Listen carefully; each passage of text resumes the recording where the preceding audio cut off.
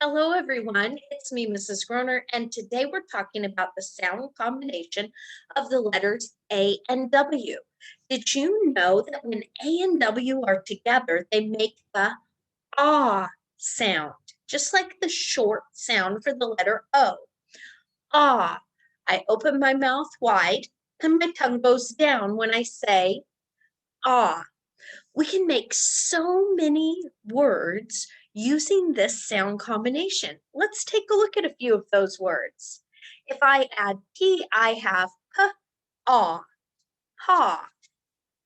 L says L, ah, law, ah, saw,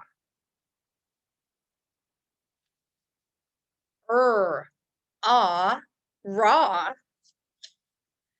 j, ah, jaw, ah, draw. Now, ah, craw. And if I add a letter L at the end, I have crawl. Wow, that was a lot of words just using the sound combination of AW. Thanks for practicing your reading with me today. I hope to see you again very soon.